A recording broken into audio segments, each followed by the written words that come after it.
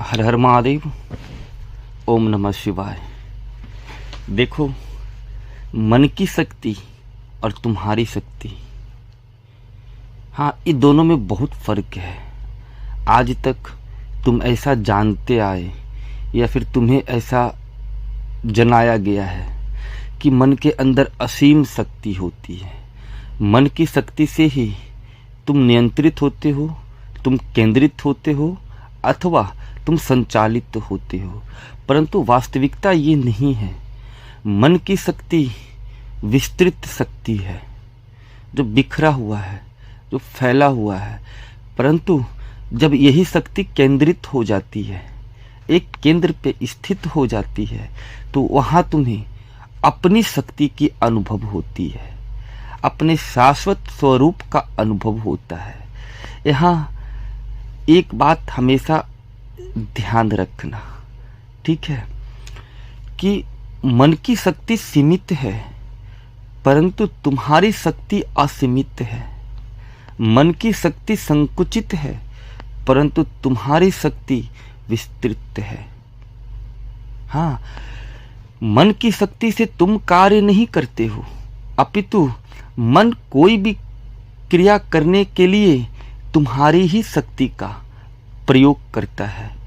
परंतु वस्तुतः अगर भौतिक रूप से तुम इसे समझने की, देखने की प्रयास करोगे तो ये भौतिक तत्व स्वरूप है। अब भौतिक तत्व कभी भी शाश्वत अस्तित्व को प्रकट नहीं करता है। वो सदैव उस अस्तित्व को प्रकट करता है जो भ्रम स्वरूप है, और यही भ्रम व्यक्ति को ये दिखाने का प्रयास करता है कि मन की शक्ति से तुम काम कर रहे हो, न कि तुम्हारी शक्ति से मन कार्य कर रहा है। परंतु वास्तविकता ये है कि मन को भी पोषित होने के लिए, विकसित होने के लिए, कोई भी क्रिया करने के लिए तुम्हारी शक्ति की आवश्यकता होती है। परंतु अभी तुम्हारे अंदर इतनी शांति, इतनी स्थिरता और इतनी एकाग्रता नहीं हुई है कि तुम ये समझ सको कि ये मन की शक्ति कार्य कैसे करती है। परंतु एक गहराई पे जा कर के अगर तुम देखना चाहोगे या फिर देखोगे तो तुम्हें ये अवश्य ज्ञात हो जाएगा कि मन भी हर कार्य करने हेतु तुम्हारी ही शक्ति का प्रयोग कर रहा है। माया जड़, ब्रह्म चेतन। हाँ, और हर जड़ता को, हर भ्रम को, हर अस्तित्व विहीन सत्ता को अस्तित्व प्रदान करने की, जीवन प्रदान करने की कार्य चेतना की ही होती है। और तुम्हारी शक्ति चेतना स्वरूप है और मन की शक्ति जड़ता स्वरूप है। इस चीज को हमेशा याद रखना। अब अपनी शक्ति को समझने के लिए यहाँ साधन का प्रयोग किया जाता है। मन जो कर रहा है तुम उसे करने दो, परंतु तुम यहाँ अपने साधन अनुसार मन से विपरीत जाकर के कुछ अलग करना शुरू कर दो, तो यहाँ तुम्हारी शक्ति और मन की शक्ति दोनों विभाजित हो गई है। हो गई ना। मन जो कर रहा है करने दो, मन का अपना करने दो, तुम अपना करना शुरू कर दो, यही साधन है।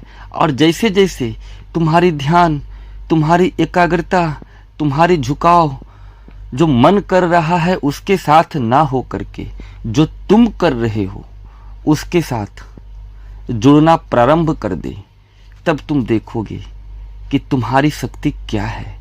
तुम अपने वास्तविक शक्ति का अनुभव करोगे, ठीक है। या इसे दूसरे तरीके से आप ऐसा बोल सकते हो कि मन की एक अवस्था ऐसा है जहां जा करके तुम ये ज्ञात करोगे कि यही अवस्था सिद्धि और शक्ति स्वरूप है। यही अब अवस्था शांति और आनंद स्वरूप है। यही अवस्था चेतना का वो केंद्र है जो समस्त सृष्टि को संचालित कर रही है। नियंत्रित कर रही है। हाँ, और अपितु तुम्हारे अंदर जो जो क्रिया घटित हो रही है, चाहे वो चित्त के अंदर कोई आवरण अपना खेल खेल रहा हो, अपनी क्रिया कर रहा हो, चाहे कोई विषय अपनी प्रभाव निर्मित कर रहा हो, स्थापित कर रहा हो, या फिर इस श्वासा और प्रश्वासा की क्रिया जो घटित हो रही है, ये भी तुम्हारी ही शक्ति के द्वारा प्रवाहित हो रही है, ना कि किसी और बाहरी शक्ति के द्वारा। ठीक है ना। अब यहां एक बात पे मेरी गौर करना, विशेष रूप से ध्यान देना।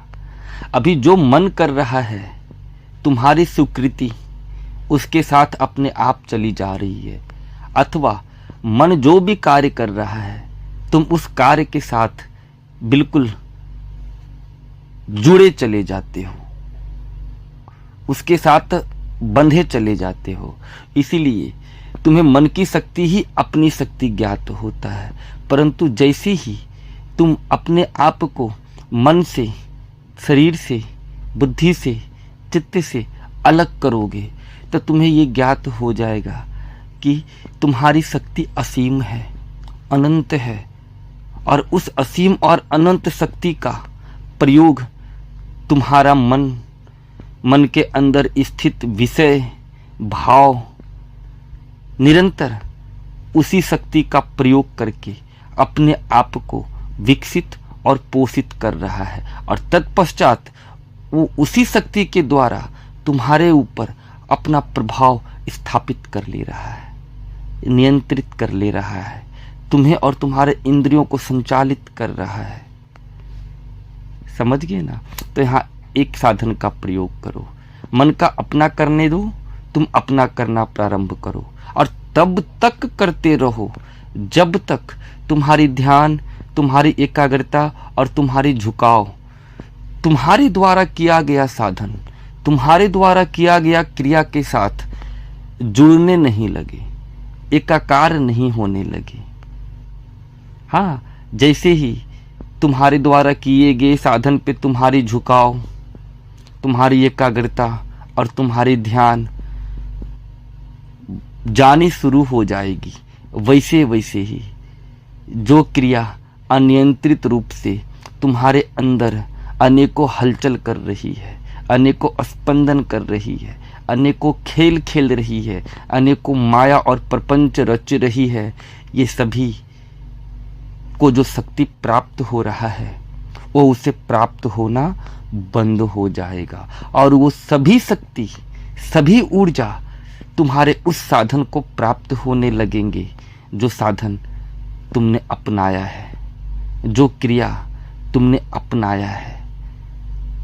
ठीक है, चलो अब मुझे आज्ञा दो। हर हर महादेव। ओम नमः शिवाय।